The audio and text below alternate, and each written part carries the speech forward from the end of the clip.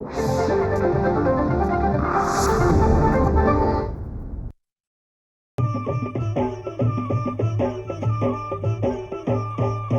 काळी आई धनधान्य देई, ही काळी आई धनधान्य देई.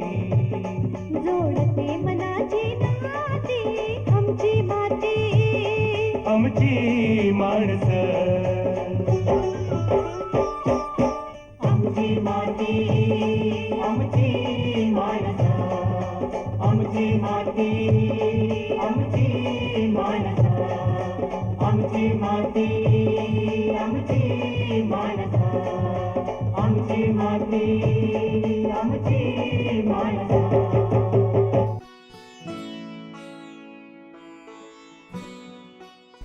मंडळी नमस्कार. आमची माती आमची माणसं कार्यक्रमात आपल्या सगळ्यांचं स्वागत. शेतकरी बंधू भगिनींनो, यंदा मान्सून जो आहे तो दिलेल्या नियोजित वेळेपेक्षा थोडासा उशिरा दाखल झाला आहे, पण समाधानकारकरित्या विविध जिल्ह्यांमध्ये पावसाचं जोरदार आगमन झालं आहे. कोकणामध्येही पाऊस सुरू आहे आणि कोकणामधील शेतकरी बंधू भगिनी भात लागवडीसाठी सध्या उत्सुक आहेत. त्याची तयारी चालू आहे. खरीप हंगामातील भात लागवड करताना खतांचं नियोजन नेमकं आणि अचूक असणं फार आवश्यक आहे. खतांचा वापर करताना युरिया ब्रिकेट्स आपण वापरले तर युरिया ब्रिकेट्स नेमकं काय आहे, त्याचा वापर कसा करायचा, या सगळ्या प्रश्नांची उत्तरं तुम्हाला आजच्या चर्चेमधून मिळणार आहेत. तज्ज्ञ म्हणून आज आपल्यासोबत आहेत doctor Manish Kasture sir. Sir नमस्ते, कार्यक्रमात स्वागत. नमस्ते. नमस्कार. मंडळी, डॉक्टर कस्तुरे सरांची ओळख मी आपल्याला करून देतो. डॉक्टर बाळासाहेब सावंत कृषी विद्यापीठ दापोली या ठिकाणी ते मृदशास्त्रज्ञ म्हणून कार्यरत आहेत आणि या विभागाचे ते प्रमुखसुद्धा आहेत. प्रदीर्घ असा अनुभव आहे सरांना. अनेक वेळा ते आपल्या चर्चासत्रांमध्ये सहभागी झालेत. आजही ते आपल्याला या विषयाला अनुसरून माहिती देणार आहेत. वेळ न घालवता आपण चर्चेला सुरुवात करूयात. सर, सुरुवातीला आपण काय सांगाल, सध्या मान्सूनची परिस्थिती जी आहे, कोकणातला जो पाऊस आहे तो कशा पद्धतीचा आहे आणि भात लागवडीची नेमकी काय तयारी चालू आहे? आता कोकणातला पाऊस सर्वांना ठाऊकच आहे. साधारणतः कोकणामध्ये 7 जूनला पावसाचे आगमन होते, परंतु यावर्षी हवामान बदलामुळे थोडाफार उशीर झालेला आहे. परंतु त्याने त्याचा अवरेज जो आमच्या कोकणामध्ये पाऊस पडायला पाहिजे तेवढा पाऊस पडलेला आहे. आणि भाताची रोपवाटिका जे पेरणी करून रोप तयार करतात ती रोपवाटिका तयार आहे सर्व शेतकऱ्यांची. काही शेतकऱ्यांमध्ये लावणी सुरू आहे, काही शेतकऱ्यांची बऱ्यापैकी लावणी अजून व्हायची आहे. आणि सध्या अजून पावसाची अपेक्षा आहेच, शेतकऱ्यांना पावसाची अपेक्षा असतेच. आणि यामध्ये भाताची लागवड आता लवकरच म्हणजे लावणी लवकरच सुरू होईल आणि यामध्ये सध्या एक पौष्टिक वातावरण तयार आहे म्हणून समजायला हरकत नाही. आणि कोकणातला शेतकरी हा उत्सुक असतोच आणि आता लावणीसाठी सज्ज आहे तो. अगदी खरं आहे सर, खूप आनंदाची बाब आहे. मुळात कोकणातील शेतकरी बंधू आणि भगिनी हे कष्टाळू आहेत, मेहनती आहेत आणि कायम सकारात्मक असतात. त्यामुळे पाऊस थोडासा जरी उशिरा आला असला तरी तयारी जी आहे ती जोरात केलेली आहे, चांगल्या पद्धतीने केली आहे असं आपण म्हणूयात. निश्चितच. पण आता कोकणातली माती लाल रंगाची हे सगळ्यांनाच माहिती आहे. जांभ्या दगडापासून ती माती तयार झाली आहे आणि या मातीमध्ये जे मूलद्रव्य घटक असायला पाहिजेत ते नेमके नसतात, कमी प्रमाणात असतात. तर मग आता यासाठी खतांचा नेमका वापर कसा करता येईल? आता कोकणातील जमिनीमध्ये अन्नद्रव्याचा प्रमाण कमी जास्त प्रमाणात असतात असं नाही, ती एक सुपीक जमीनच आहे. विचार करा ना की आमच्या कोकणामध्ये काजू येतं, अजून फळांचा राजा म्हणजे हापूस आंबा येतो. असं म्हणू शकत नाही की कोकणातील माती ही अन्नद्रव्याने कमी आहे. उपलब्ध अन्नद्रव्यांची मात्रा भरपूर आहे. आता कोकणात 2 प्रकारच्या माती आहेत, उत्तर कोकण आणि दक्षिण कोकण. उत्तर कोकणामध्ये मध्यम काळ्या स्वरूपाची माती आहे आणि आमच्या दक्षिण कोकणामध्ये मात्र जांभ्या खडकापासून जी तयार झालेली लॅटरेटिक सॉइल आहे ती लॅटरेटिक सॉइल आहे. ह्या दोन्हीमध्ये म्हणजे थोडासा फरक आहे, फक्त ही काळ्या असल्यामुळे ह्यात पाणी धरण्याची क्षमता जरा बऱ्यापैकी चांगली आहे जांभ्या खडकापासून तयार झालेल्या मातीपेक्षा. आणि आमच्या उत्तर कोकणामध्ये भात आधारित पीक शेती आहे, दक्षिण कोकणामध्ये फळ बागावर आधारित शेती आहे, परंतु तिथे देखील भात लागवड मोठ्या प्रमाणात होते. आता जर मातीचा जर तुम्ही अभ्यास करता करता आपण पाहिलं की मध्यम काळा जी माती आहे आमच्या उत्तर कोकणामध्ये त्यामध्ये देखील सुपीकता चांगली आहे, अन्नद्रव्याचं प्रमाण देखील चांगलं आहे. आणि आमच्या ज्या जांभ्या खडक्याच्या जमिनी आहेत त्यात ठीक आहे, पाणी धरण्याची क्षमता थोडी कमी आहे, नाही असं नाहीये, पाण्याचा निचरा जास्त होतो, परंतु त्यामध्ये आयरन मुबलक प्रमाणात आहे, लोहचं प्रमाण चांगलं आहे, थोड्याशा स्फुरदाच्या बाबतीत जर म्हणलं तर स्फुरदाची मात्रा कमी आहे बरं. त्या विशिष्ट संरचनेमुळे, परंतु इन जनरल ही माती सुपीक असते भात लागवडीसाठी, काजू लागवडीसाठी. दोन्ही प्रकारच्या माती चांगल्या आहेत, कोकणातील माती चांगली आहे. पावसामध्ये बऱ्याच वेळा माती वाहून गेल्यामुळे त्यातले मूलद्रव्य काही प्रमाणात कमी जास्त होतात आणि त्यामुळे आपल्याला त्याचं योग्य नियोजन करणं आवश्यक आहे, जो आपला आजचा चर्चेचा विषय आहे. हो. तर आता खतांचं नियोजन कसं असायला पाहिजे? आता खरीप पिकामध्ये जर खताचं नियोजन करताना आपण असलेल्या प्रजनमानाचा विचार करणं गरजेचं आहे. कोकणामध्ये साधारणतः 3500 मिलीमीटर एवढा पाऊस पडतो आणि तो हल्लीच्या बदलत्या हवामानामुळे कधी तीव्रता जी त्याची असते, पावसाची तीव्रता ती अति प्रमाणात असते. त्यामुळे मातीचं इरोजन म्हणजे माती वाहून जाण्याचं प्रमाण जास्त असतं. अगदी खरं. असल्या परिस्थितीमध्ये योग्य वेळी जर तुम्ही खताचं नियोजन केलात तर तुमचं जे खरीपामधलं पीक आहे त्या आपण दिलेल्या खताची कार्यक्षमता वाढवून पीक उत्तम प्रकारे घेता येतो. त्यामध्ये दोन गोष्टी असतात. पहिल्यांदा जेव्हा आपण रासायनिक खतांचा विचार करतो, रासायनिक खतांचा विचार करताना सेंद्रिय खताचा विचार करणं अत्यंत गरजेचं आहे. हल्ली जर तुम्ही अभ्यास केला असाल तर भारतामधील मातीमध्ये सेंद्रिय कर्बाचं प्रमाण अत्यल्प झालेलं आहे. ही खरी बाब आहे. पूर्वी साधारणतः 0.5% एवढं सेंद्रिय कर्बाचं प्रमाण पूर्ण भारताच्या मातीमध्ये होतं. आता सर्व शास्त्रज्ञांसमोर मोठं आव्हान आहे की ते मातीच्या कर्बाचं प्रमाण हे 0.30 पर्यंत आलेलं आहे. भविष्य काळात हे जर प्रमाण 0.25 0.10च्या प्रमाणात आलं तर आपण कुठलंही पीक घेऊ शकणार नाही. एवढी गंभीर म्हणजे परिणाम आपल्याला दिसून येतील जर आपण वेळेत त्याचं नियोजन नाही केलं तर. यामध्ये मुख्यतः पहिलं घटक आहे, सर्व शेतकऱ्यांनी आपल्या शेतामध्ये जे काही अवशेष उरतात, जे काही पिकाचे अवशेष असतील किंवा गोठ्यातले अवशेष असतील त्यापासून स्वतः तयार खत करणे, म्हणजे त्याला सेंद्रिय खत म्हणतो. पूर्वीच्या काळात त्याला शेणखत म्हणायचो आपण. आता हल्ली शेणखत आहे किंवा वर्मी कंपोस्ट म्हणजे गांडूळ खत आहे. ह्या सगळ्यांचा वापर करून आपल्या जमिनीतील सेंद्रिय कर्बाचं प्रमाण राखणं ही एक मोठी जबाबदारी आपल्यासमोर आहे. त्यामुळे कुठल्याही खरीप हंगाम असू दे, रब्बी हंगाम असू दे, त्यावेळेस रासायनिक खत देण्यासोबतच सेंद्रिय खताचा वापर करणं अत्यंत गरजेचं आहे. मग त्यामुळे खरीप पिकामध्ये जे काही डॉक्टर बाळासाहेब सावंत कोकण कृषी विद्यापीठाने शिफारस केलेली खतांची मात्रा आहे ती खतांची मात्रा देताना त्याच्यासोबत शेणखताचा किंवा गांडूळ खताचा वापर करणं संयुक्तिक ठरेल. अन्यथा काय होईल माहिती का, आपण जे काही रासायनिक खतं देतो, फक्त रासायनिक खतं दिल्यानंतर मोठ्या पावसाच्या प्रमाणामुळे ते रासायनिक खत बऱ्यापैकी वाहून जाईल आणि आपण जे काय वापरतो, इनपुट्स म्हणतो, त्याची कार्यक्षमता आपल्याला मिळणार नाही. अगदीच. तर इनडायरेक्टली आपले पैसे आपण वाहून देतो.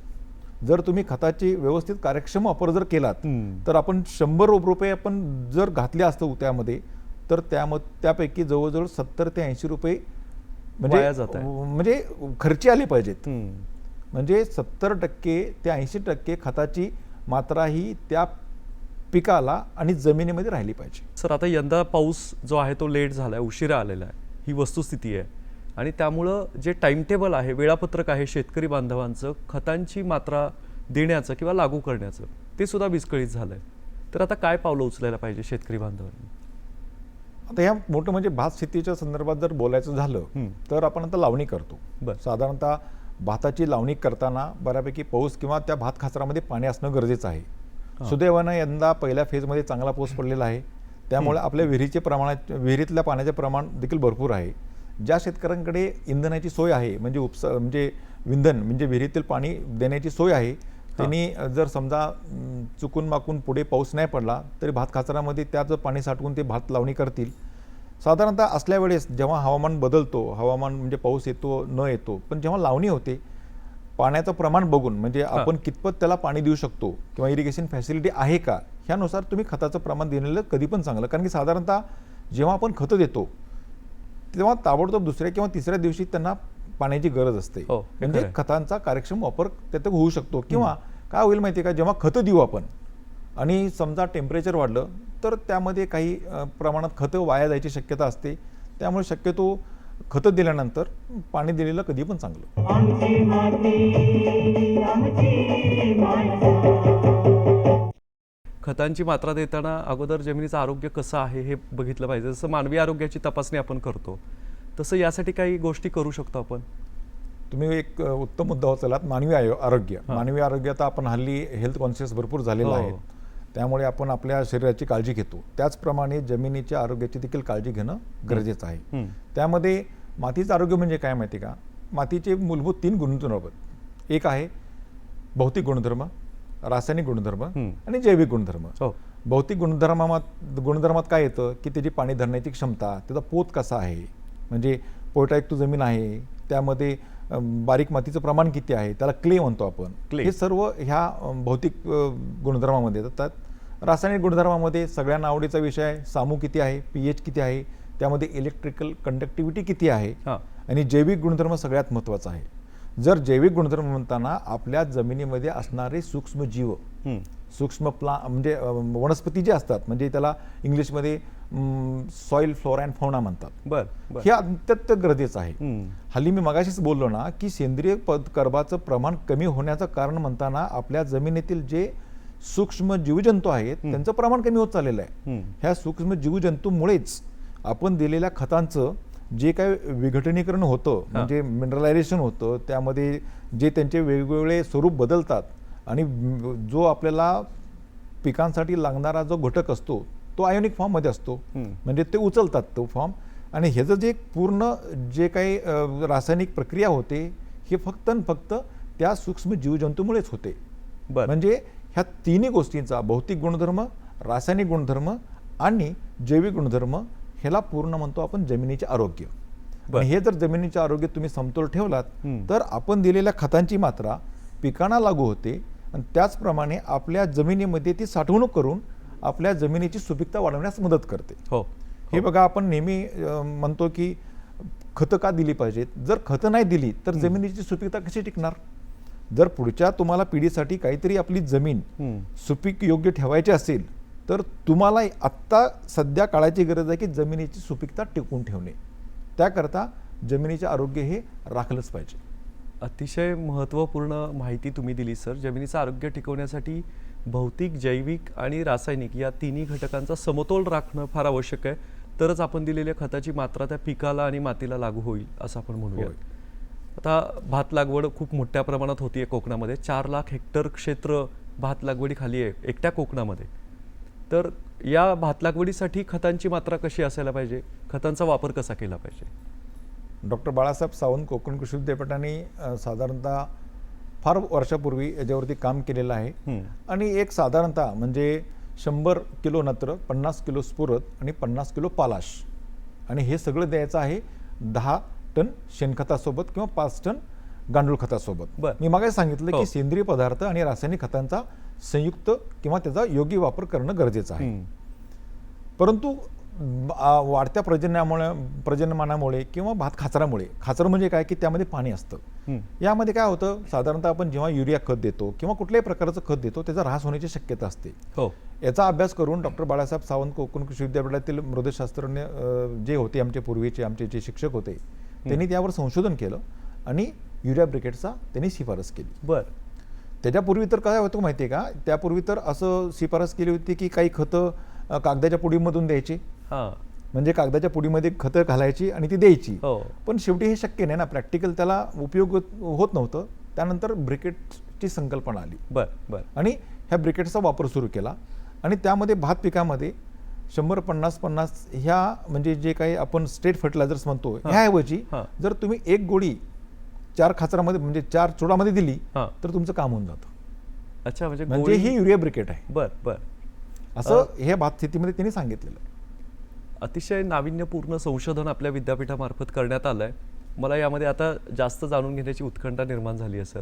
युरिया ब्रिकेट्स म्हणजे त्याला गोळ्या पण म्हटलं जातं कोकणी भागामध्ये.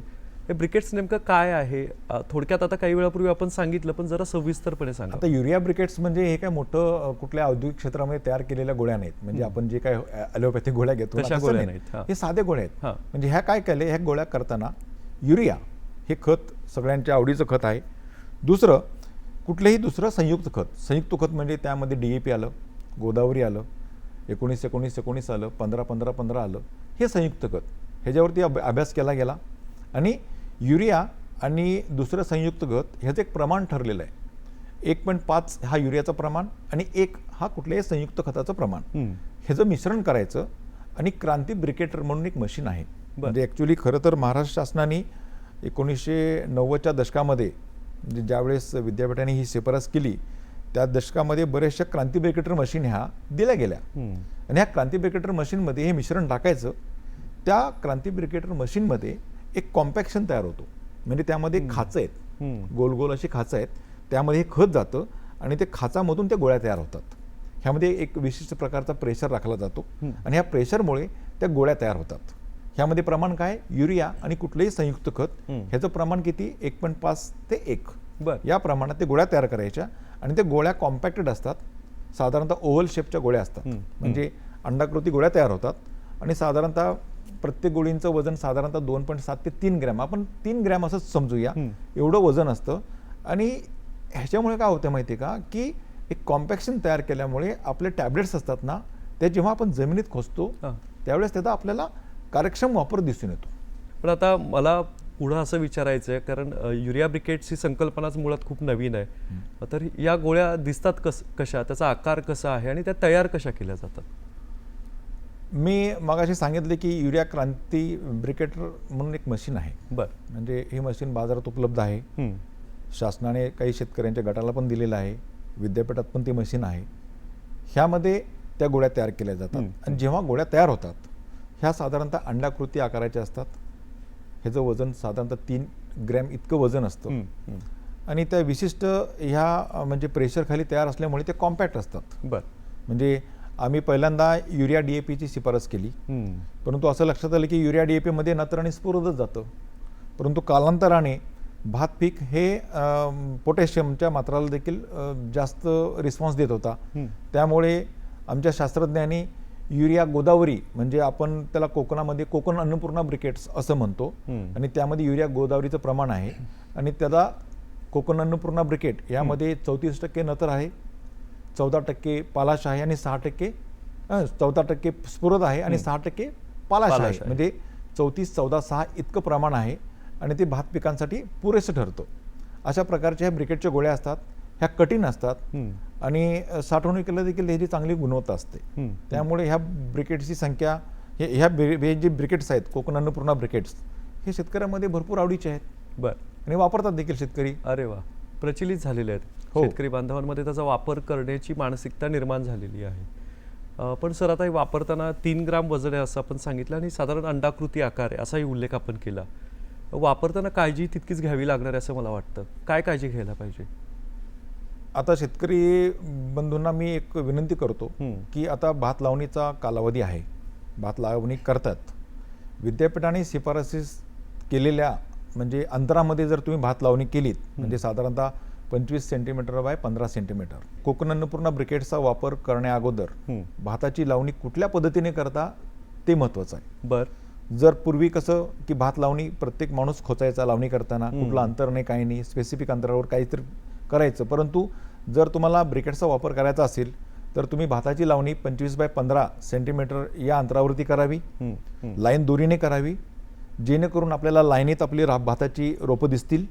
आणि अशा पद्धतीने एक चौकोनी तयार होतो. म्हणजे 25 बाय 15चा हा चौकोन तयार होतो. अगदी खरं. आणि हा चौकोन अशाच पद्धतीने लागवड केल्यानंतर जी काय आपली एक गोळी आहे कोकण अन्नपूर्णा ब्रिकेटची किंवा युरिया DAP ब्रिकेटची, एक गोळी 4 चुडामध्ये एक द्यायची आपल्याला. अच्छा, 4 चुडामध्ये असं ह्या प्रमाणात द्यायचं आहे. मग ह्या प्रमाणात दिल्यानंतर साधारणतः हेक्टरी 83,333 गोळ्या लागतात.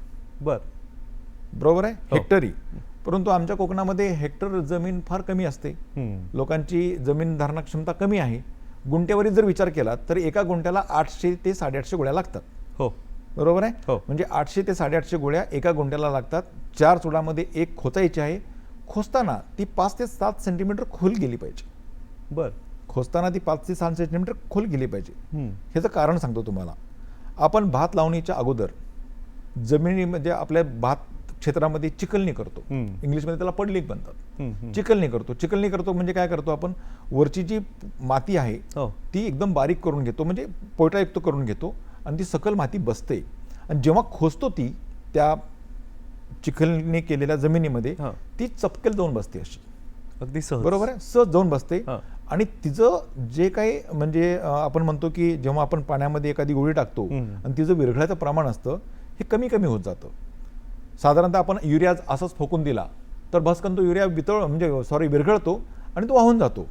बरोबर आहे. परंतु ह्या गोळीत असं नाही आहे. ह्या गोळीची एक विशिष्टता अशी हार्डनेस असतो. ह्या हार्डनेसमुळे त्याचं जे अन्नद्रव्य द्यायचं प्रमाण आहे ते म्हणजे भरपूर कालावधीमध्ये टिकून राहतं.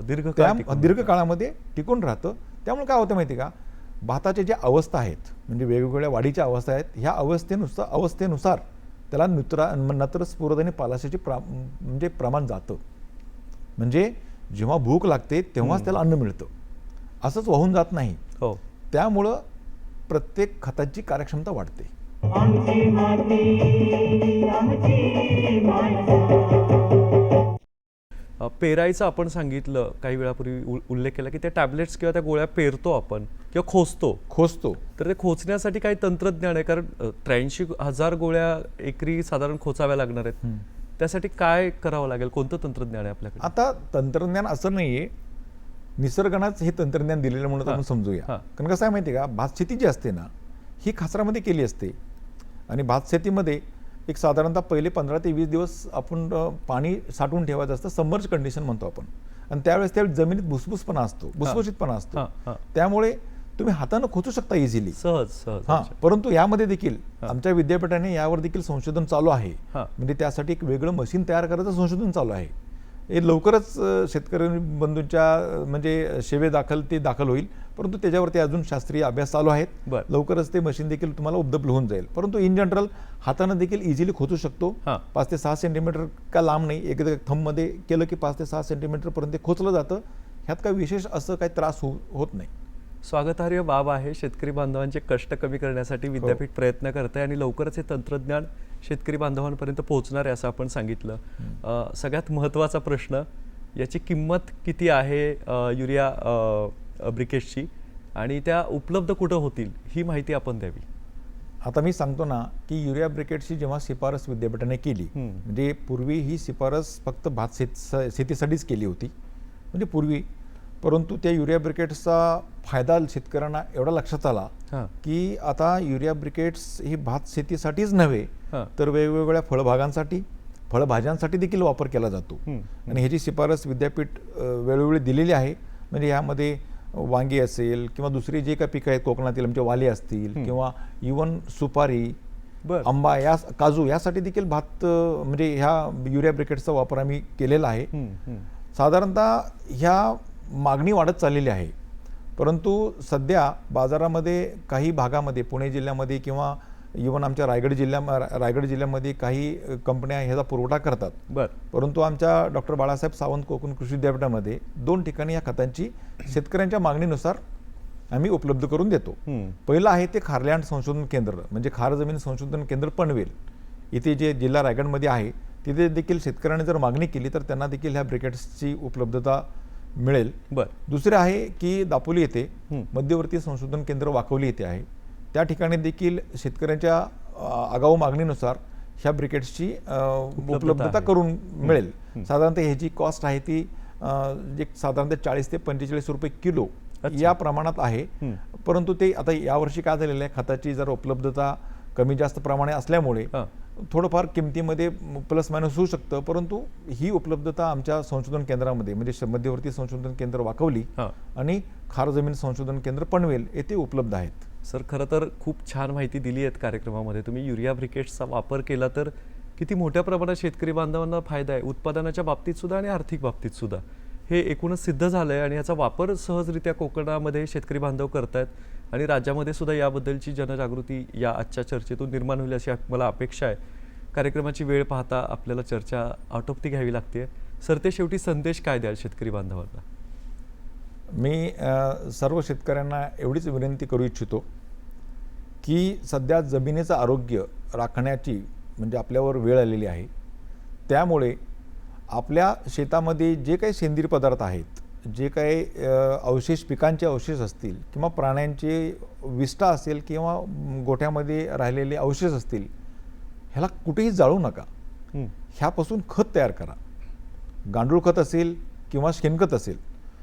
खत तयार करा आणि त्याचा वापर आपल्या शेतामध्ये करा, जेणेकरून आपल्या सेंद्रिय कर्बाचं प्रमाण राखलं पाहिजे किंवा वाढवलं पाहिजे. सेंद्रिय प्रमाण एकतर राखलं पाहिजे किंवा वाढवलं पाहिजे. हे जर नाही केलं तर भविष्य काळात जे काय आपण रासायनिक खतामार्फत किंवा अन्य खतामार्फत जे काय अन्नद्रव्य देणार आहोत त्याची कार्यक्षमता वाढली पाहिजे किंवा त्याचा वापर त्या पिकाने योग्य रीतीने केला पाहिजे आणि जमिनीची सुपीकता टिकवून ठेवणे ही आपली जबाबदारी आहे. हो, आपल्या पूर्वजांनी ते काम केलेलं आहे. आता आपली जी वेळ आहे की यानंतरच्या पुढच्या 7 पिढ्यांना ती जमीन चांगलं उत्पन्न देऊन, शाश्वत उत्पन्न देऊन जमिनीची सुपीकता टिकवून ठेवली पाहिजे. हे मात्र आपण केलं पाहिजे पुढच्या भविष्य काळासाठी. अगदीच खरं आहे सर. शेतकरी बंधू आणि भगिनींनो, एकूणच आज आपल्याला डॉक्टर कस्तुरे सरांनी ज्या पोटतिडकीने माहिती दिली युरिया ब्रिकेटचा वापर करण्यासंदर्भातील, त्याचा जरूर विचार करा आणि आपली शेती, सेंद्रिय शेती आणि त्यातील कर्ब टिकवण्यासाठी एक पाऊल पुढे उचला. आजच्या कार्यक्रमात डॉक्टर कस्तुरे सर आपण सहभागी झालात. अतिशय महत्त्वाची माहिती तुम्ही शेतकरी बांधवांना दिली, त्याबद्दल मुंबई दूरदर्शनच्या वतीने आपले खरोखरच मनापासून आभार. धन्यवाद. धन्यवाद.